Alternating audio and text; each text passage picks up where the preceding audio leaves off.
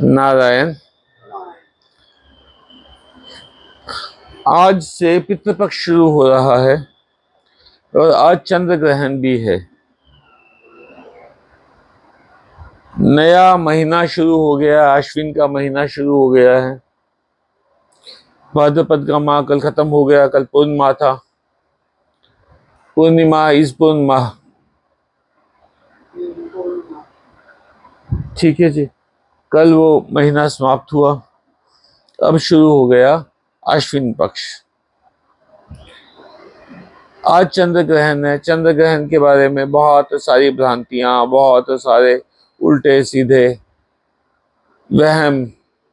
मैं अब चंद्र ग्रहण की आपको रियलिटी बताता हूं। आप पुराणों से बाहर आ जाइए, आप वेदों में जाइए। चारों वेदों में ग्रहण काल में पढ़ने वाला मंत्र एक भी नहीं है।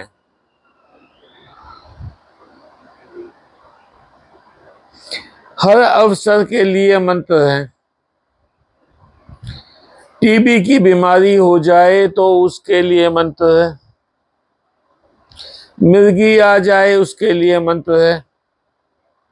साथ में कुछ पौधों के नाम लिए हैं कि उसका रस हमने पीसा, उस रस को कूटा, उस रस को अग्नि दी या अग्नि को रस दिया। आज मैं जो बता रहा हूं वो वेदों का रहस्य बता रहा हूं। कोई भी मंत्र ऐसा नहीं है कि आपको ग्रहण काल में इस मंत्र का हवन करना चाहिए, आहुति देनी चाहिए। ये क्यों कहते थे कि ग्रहण काल में बाहर नहीं निकलना चाहिए?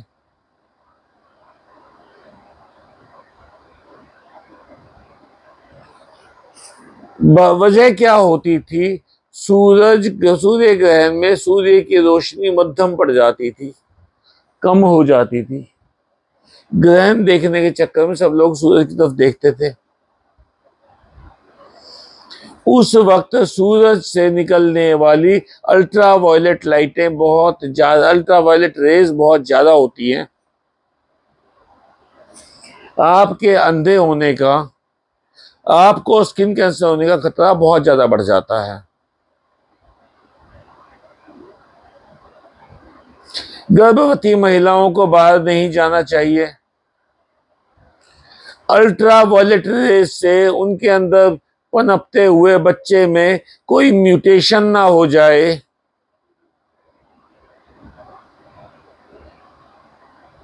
बात तो थी साइंटिफिक, बना दिया वहम।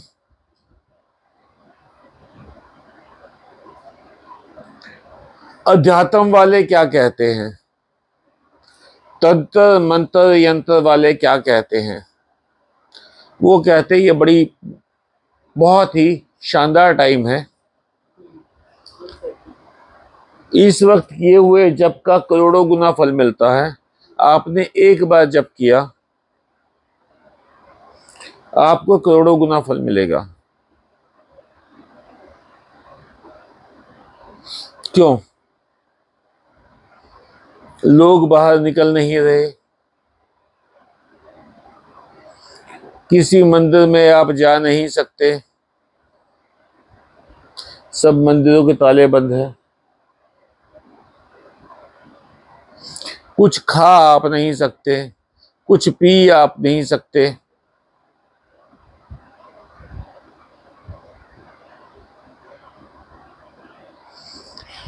तो आप जो जप करेंगे पूरे ध्यान से करेंगे, उसका करोड़ों गुना फल अपने आप हो जाएगा।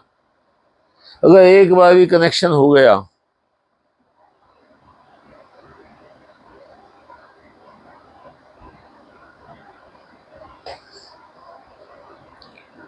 पर नहीं, मैंने खूब देख लिया अब की बार गणेश पूजा में। जितना भी मैंने दिया आज तक वो सारा नाली में गया है।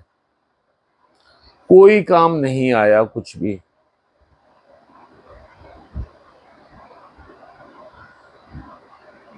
किसी काम का नहीं है, क्योंकि जो विचारधारा बनी हुई है उसको मैं बदल नहीं पा रहा।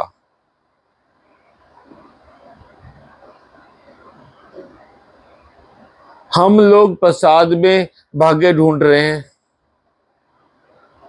कि प्रसाद मिलेगा तो भाग्य आएगा। हम लोग आरती में जितनी बार ज्यादा थाली घुमाएंगे उतनी बार उतना ज्यादा हमें फल मिलेगा।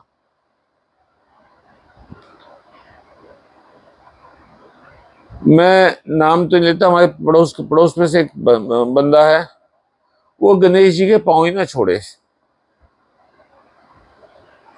जब वो आसन से उतर के नीचे आ गए, वो पांव ही ना छोड़े।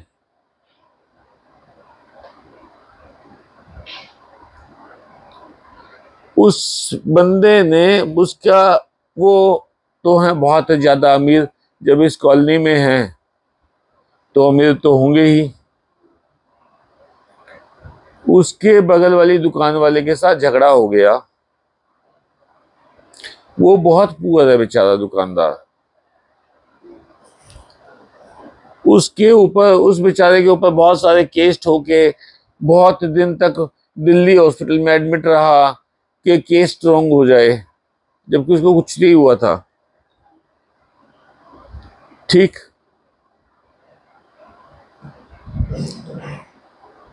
वहां आपको लगता है कि सिर्फ प्रसाद लेने से या चरण पकड़ने से कोई तर जाएगा?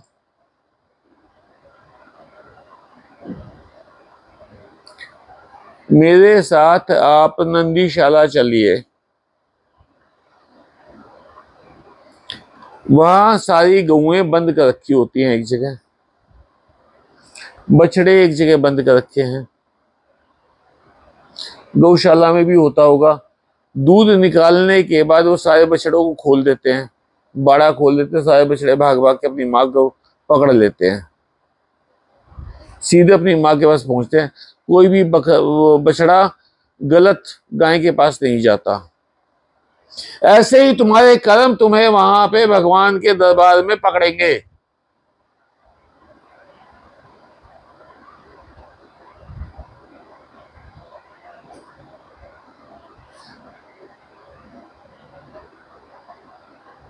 भाग भाग के आएंगे तुम्हारे पास सीधे।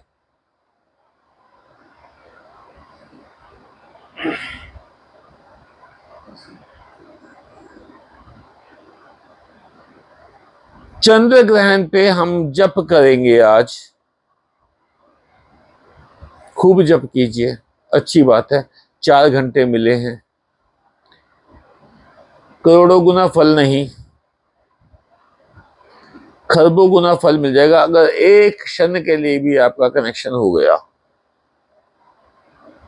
बहुत हाई स्पीड केबल है, वो जो कनेक्शन का जो सिस्टम है ना, उसमें करोड़ों टीबी, एमबी, जीबी, उसके बाद टीबी स्टोरेज के, यही तो वो हैं, डाटा की यही तो यूनिट है। करोड़ों टीबी डाटा आपके अंदर डाउनलोड हो जाएगा एक क्षण में, अगर आप एक क्षण के लिए कनेक्ट हो गए। पर नहीं, हमें कनेक्शन तो चाहिए ही नहीं, हमें तो ड्रामा चाहिए।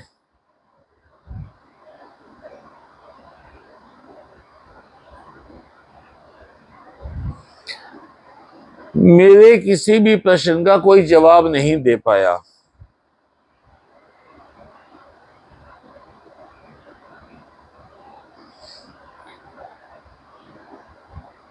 क्यों?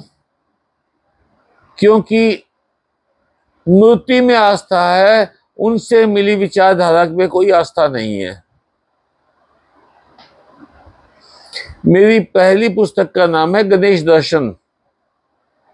गणेश दर्शन का मतलब क्या हुआ? गणेश जी के दर्शन मिलना।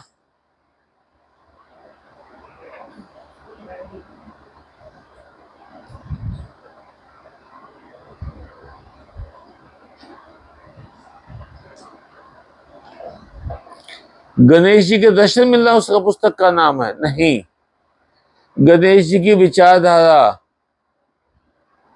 दर्शन शास्त्र, फिलोसफी,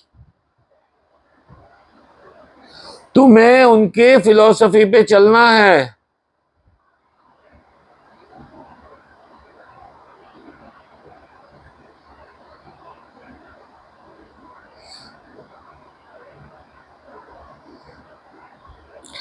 हम लोग दुनिया जहान का जहर लिए फिरते हैं और मौका मिलते ही डंक मार लेते हैं।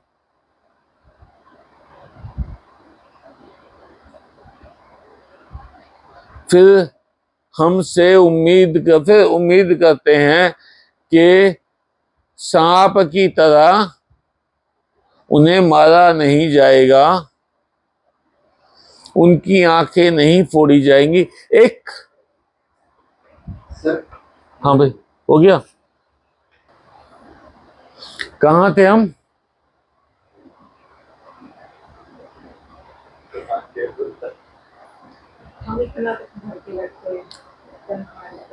वो तो पिछली बात थी। अगली बात, एक पुरानी विचारधारा है कि सांप को जिसने मारा उसकी छवि सांप की आंखों में कैद हो जाती है। सांप का जीवन साथी दूसरा सांप उस छवि को देखकर उससे बदला अवश्य लेता है।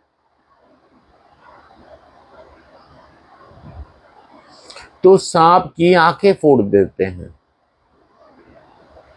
सांप को मारने के बाद, ताकि वो छवि ना देख सके।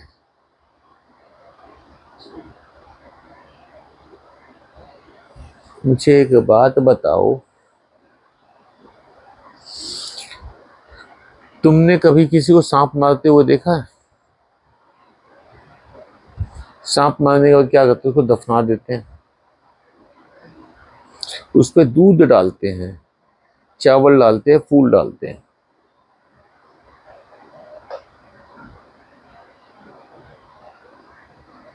किस लिए? कि जो उसका जीवन साथी है ना, वो तृप्त होके, चावल भी ठंडे हैं, दूध भी ठंडा है, वो तृप्त होके चला जाए।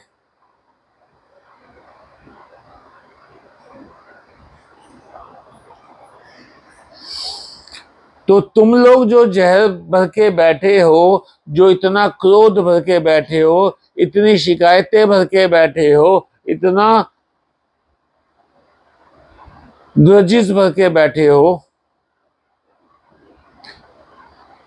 मौका मिलते ही तुमने डंक मार लिया और कहोगे क्या? आज तो सुना आया, आज तो सुना आया ही। वो डंक मार के आए हो तुम मनुष्य योनि से सर्प योनि में पहुंच गए।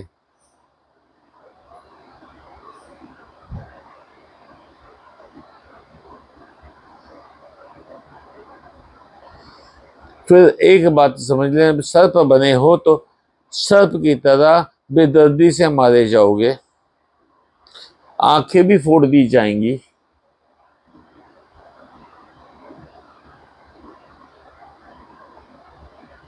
सबसे पहले हनुमान जी ने लंका में अक्ष कुमार को मारा। क्यों मारा अक्ष कुमार को? बहुत बढ़िया। तो इसीलिए मारा कि आप बाहरी आंखों से अगर देखकर अंतर्मुखी हो जाओ, आंखें फोड़ दो, बाहर की दुनिया से अपनी दृष्टि हटा लो, तो राम तुम्हारे भीतर आएंगे। लंका में राम तब आएंगे जब आंखें हट जाएंगी, सब जो संसार को देखने वाली आंखें हैं वो हट जाएंगी, तो राम भीतर आएंगे। लंका जलाने का क्या मतलब है? सोना तो जल के कुंदन ही बनेगा, सोना जल के कोई राख तो होगा नहीं। कहते हैं लंका सोने की थी, फिर जलने के बाद उसका क्या बिगड़ा? माया हटेगी तो प्रभु नजर आएंगे। सोने का कुछ बिगड़ा क्या? लंका का क्या नुकसान हुआ?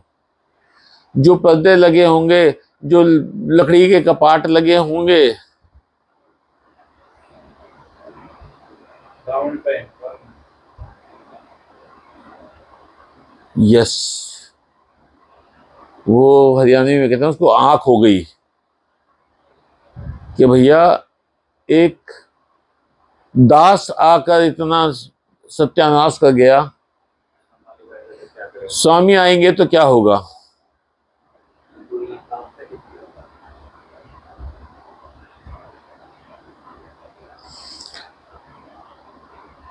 सोने का कुछ नहीं बिगड़ता, अग्नि में बिगड़ता लोहे का भी नहीं कुछ।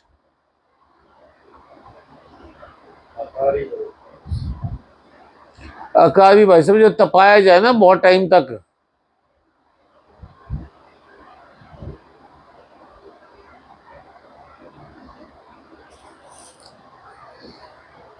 तो आंखें फोड़ दी जाएंगी। आंखें फोड़ने का मतलब क्या है? अक्षय कुमार मार डाला।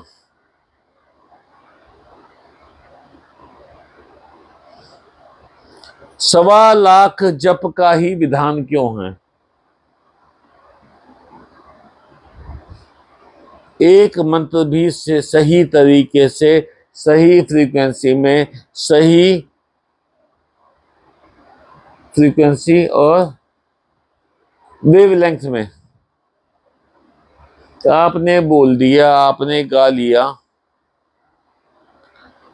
तो आपका कल्याण हो गया।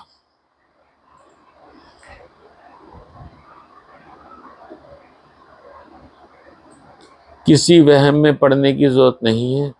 मन करे तो आज जप कीजिए, मन करे तो कुछ खाओ पियो, मन करे सो जाओ,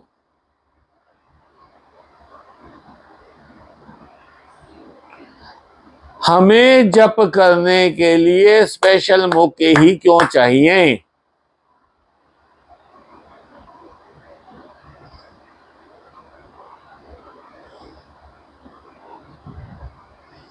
थोड़ा सा जागो भाइयों बहनों, हमें बहुत दूर जाना है। सब वहमों को छोड़ दो। मेरा दूध तभी तुम्हारे काम आएगा जब तुम पात्र खाली करके आ जाओगे।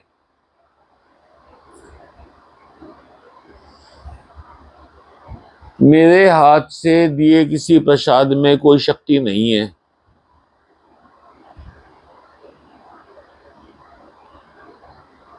मेरे हाथ से दिए किसी नोट में कोई शक्ति नहीं है।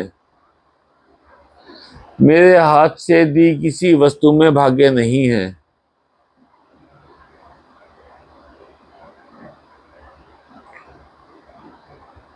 एक कॉमेडी रील चल रही है, वो सामने खड़ा हुआ है मुकेश अंबानी लाल बाग के राजा के सामने, और वो ऐसे ऐसे करके बात वो कर रहा है।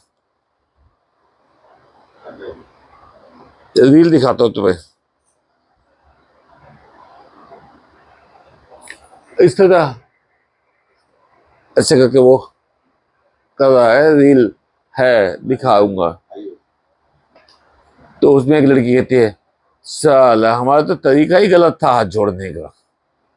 ये बाबा की कृपा पानी हो, मुकेश अंबानी जैसी पानी हो तो ऐसे करते हैं। तो लड़की ना ऐसे करके वहां पे है अपने गणपति के आगे ऐसे करके वो हाथ जोड़ रही है और ऐसे हाथ हिला रही है करके तेजी से। बात फिर वही आ गई जो मैंने पहले बताई थी, देखा देखी।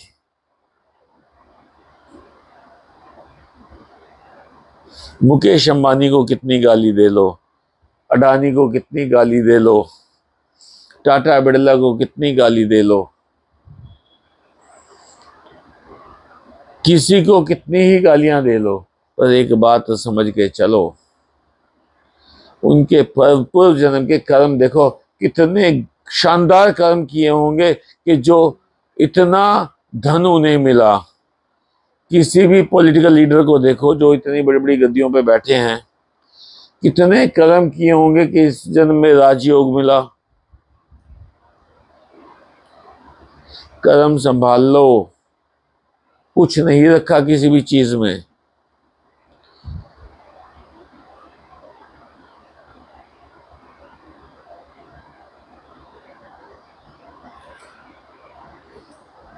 आज का सेशन यही समाप्त। नारायण।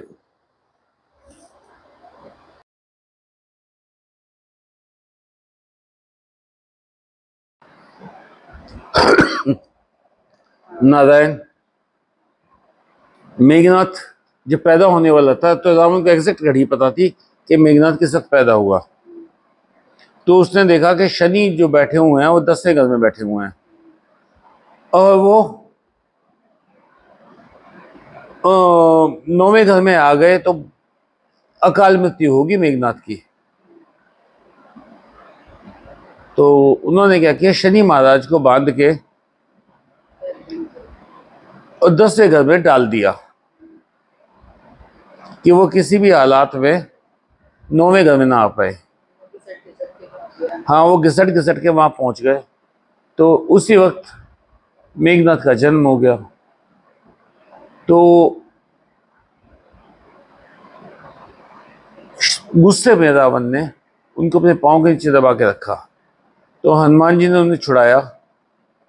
हनुमान जी ने जब हनुमान उनके सामने खड़े हुए थे बंधे हुए रावण के सामने, तो रावण उन्होंने क्या किया, अपनी पूंछ फटकारी कि इसके नीचे क्या है।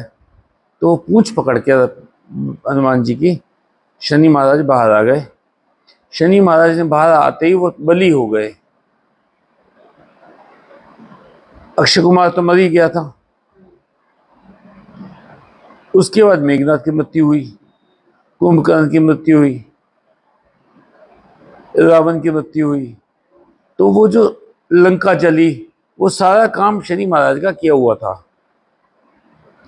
तो हनुमान जी ने उनको निकाला तो उन्होंने वरदान दिया कि शनि और मंगल के दिन जो शनि की पूजा करेगा या हनुमान जी की पूजा करेगा उसको शनि कष्ट नहीं देंगे। पर मैं इस बात को नहीं मानता। मैं इस बात को इसलिए नहीं मानता, जो कर्म है वो आपको भोगने पड़ेंगे, आपका कोई बचाव ही नहीं है। कर्म आपको भोगना ही पड़ेगा। ओशो का आया हुआ था, वो कहते सब चीज भगवान ने किस्मत में लिख के भेजी है। तो कहते जो अगर छोटी छोटी बच्चियों के बलात्कार होते हैं तो मैं ऐसे भगवान को नहीं मानता अगर वो किस्मत में ऐसा लिख के भेज रहा है। तो फिर मैंने रिप्लाई भेजा इस पोस्ट का। मैंने कहा भाई ऐसा है, भगवान कुछ नहीं, ना तो किसी की किस्मत में सुख लिखते ना किसी की किस्मत में दुख लिखते, वो आपने अपने कर्मों से लिखी है। इस जन्म के कर्म है कि पिछले जन्म के कर्म है। गरीब कौन है? जिसके बाप दादा ने मेहनत नहीं किया, उसने खुद ने मेहनत नहीं की। गरीब कौन है? जिसके बच्चे नालायक हैं।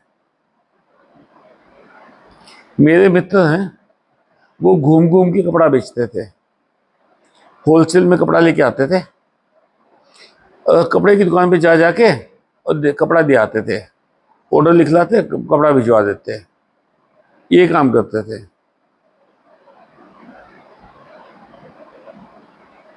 उन्होंने उसके बाद एक मिल लगाई, किसी दोस्त के सपोर्ट से एक मिल लगाई।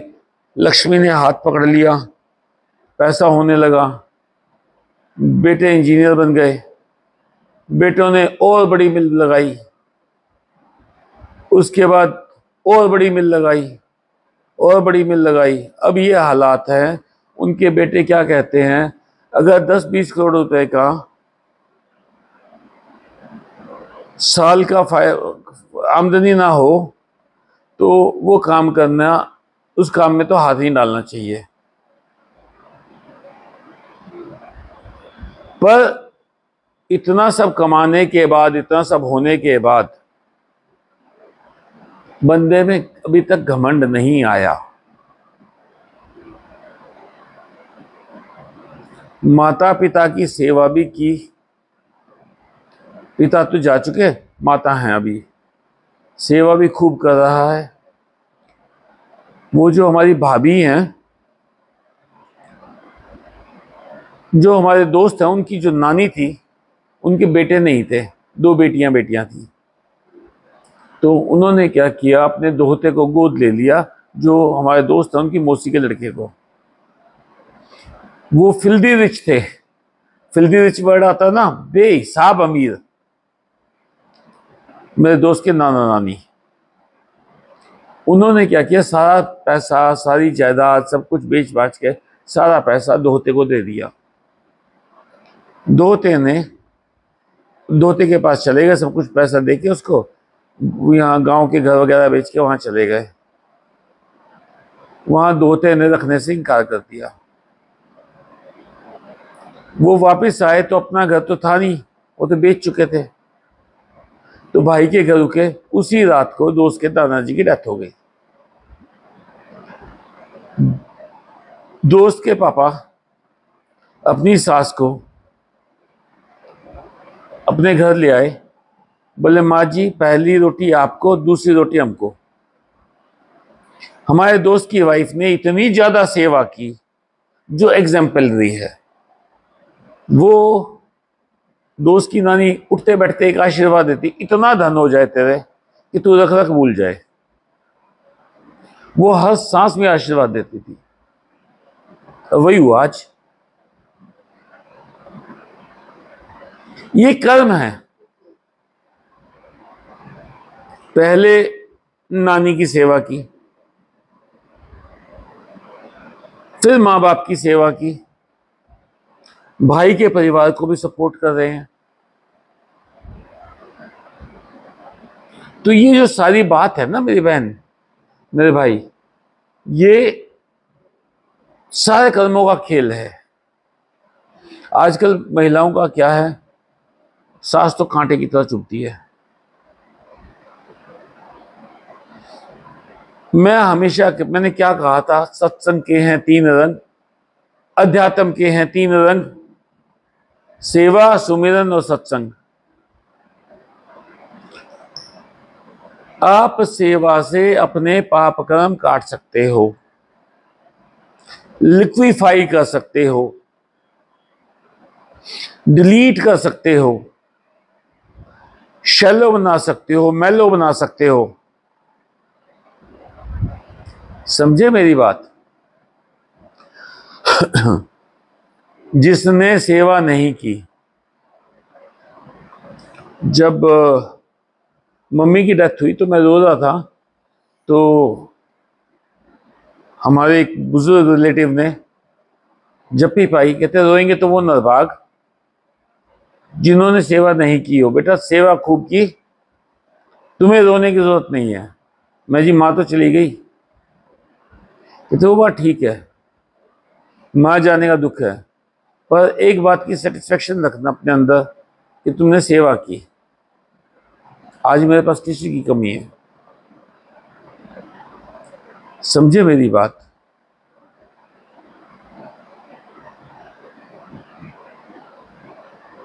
सेवा खूब कीजिए। ये जो शरीर मिला है ना, ये शरीर जो हमें मिला है, ये क्या है? ये नाव है, ये नाव है। इससे आपकी आत्मा, इस शरीर को इस्तेमाल करके ही आप अपनी आत्मा को परमात्मा से मिला सकते हो। इससे सत्संग करो, सेवा करो, सुमिरन करो। ये नाव है जो तुम्हें भवसागर पार करवाएगी। अब नाव मजबूत चाहिए, शरीर की भी सेवा करो अपने। समझे मेरी बात? ये संसार शरीर तक है।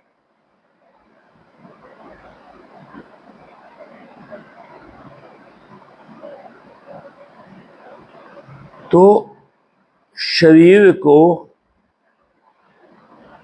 मजबूत रखो, नाव मजबूत होगी तो ही समुद्र के पास जा पाएगी। ठीक है ना।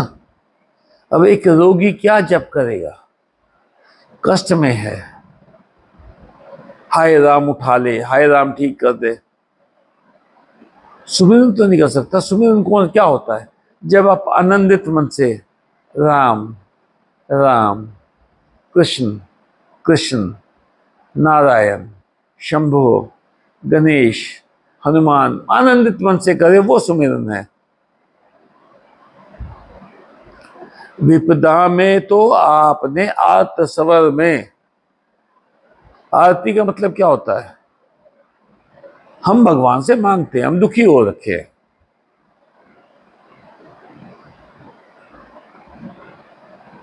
आर्तनाद नहीं होता बहुत दुख की चिल्लाहट, आरती उससे बना है। हाँ आ जाओ जी।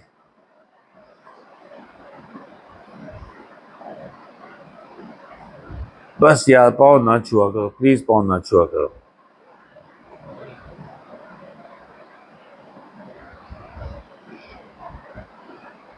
तो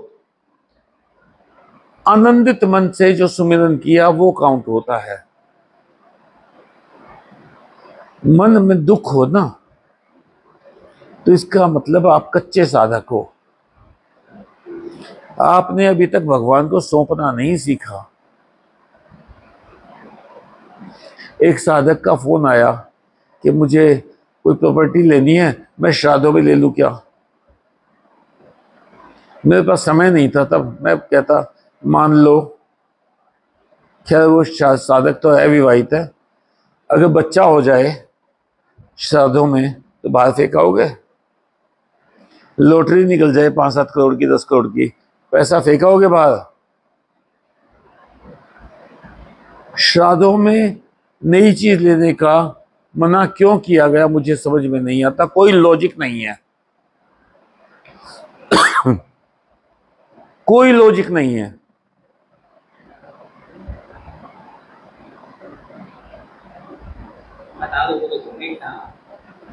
वो तो अपने आप सारे समझ गए, तुमने अपने मुंह से बोलना था बोल भी लिया। डांट नहीं मारता मैं आपको कॉन्फिडेंस में लेने के लिए मैंने फोन करा, मैंने कहा जवाब यही मिलेगा लेकिन मैं ले लूँ। नहीं, आप किसी भी चीज में कोई वहम मत कीजिए, भगवान आपके अपने हैं। देखिए कुछ मर्यादाएं हैं जो समाज की सेट की हुई है कि मंदिर नहा के जाना है और घर में बैठ के सुमिरन करना है। एक ना वो थोड़ा वहम सा है कि घर में शनि देव की मूर्ति नहीं रखते, काली माता की मूर्ति नहीं रखते, वहम है, भैरव की मूर्ति नहीं रखते। खैर मेरे पास तो सारी हैं।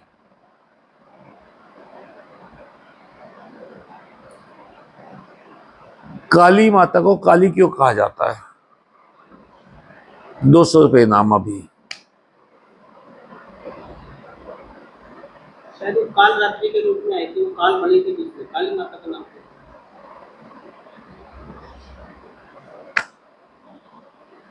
काल जो है, काल है, काल मतलब होता है समय। ये कहते हैं ना काल खा गया तो समय खा गया, काल का मतलब मृत्यु नहीं है, समझ के समझिए। काल का मतलब मृत्यु नहीं है, काल का मतलब समय। सायकाल, प्रातःकाल, मध्याह्न काल, काल का मतलब है समय। ठीक है, तो वो समय की अधिष्ठात्री देवी हैं। हम वो गणेश जी का पाठ करते हैं, उसमें एक लाइन आती है, समय खराब जो करोगे हो गणेश अपमान। समय खराब मत कीजिए, हर क्षण का मजा लीजिए, हर क्षण का फायदा उठाइए, आनंदित रहिए। कुछ और करने को नहीं है तो जप कीजिए, जप कीजिए आनंद में, चेहरे पे स्माइल हो, अंदर से आनंद बह रहा हो।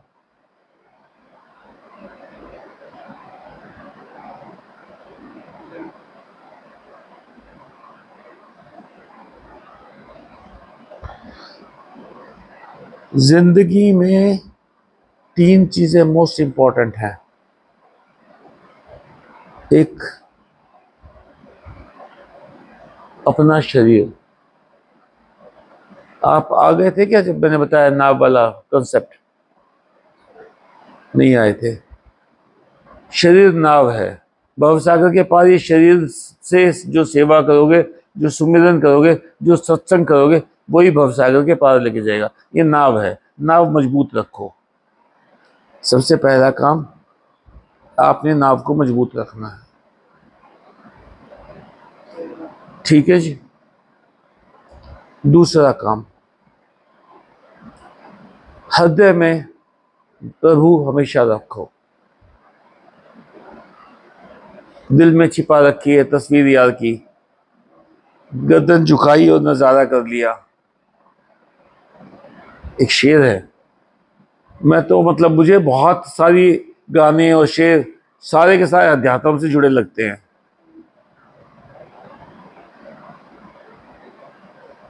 तीसरा, किसी भी हालात में किसी के ऊपर क्रोध नहीं करना। वो जो कर रहा है वो अपने कर्म बांध रहा है, तुम्हें ना तो क्रोधित होना, ना परेशान होना। कोई किसी के भाग्य नहीं बदल सकता, सबको अपने अपने कर्म भोगने हैं। अब एक बच्चा है, माँ बाप कह रहे पढ़ ले पढ़ ले पढ़ ले पढ़ ले, वो नहीं पढ़ रहा, खुद ही भोगेगा, खुद ही भोगेगा।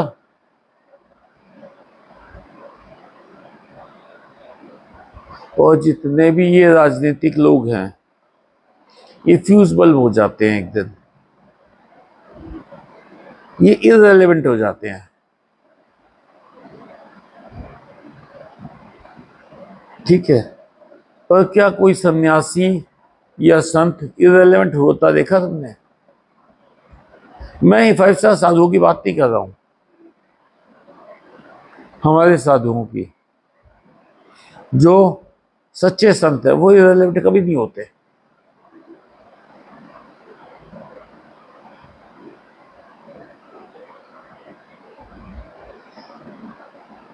तो आपको एक बात समझ के चलती है, समय है सबका, पर आपके पास समय आपकी मृत्यु तक है। डीसी बन गया, नौकरी लग गया, 58-60 साल की उम्र के बाद रिटायर हो गया, कोई पूछता भी नहीं। जज बन गया है,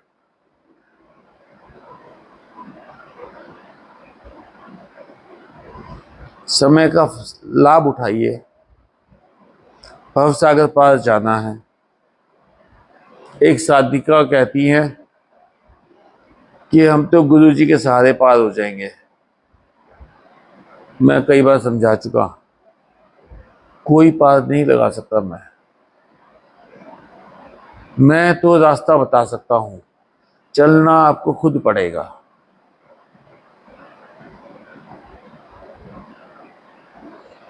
रास्ता सही बताऊंगा, ये मेरा वादा है। आज की बात यहीं समाप्त। नारायण।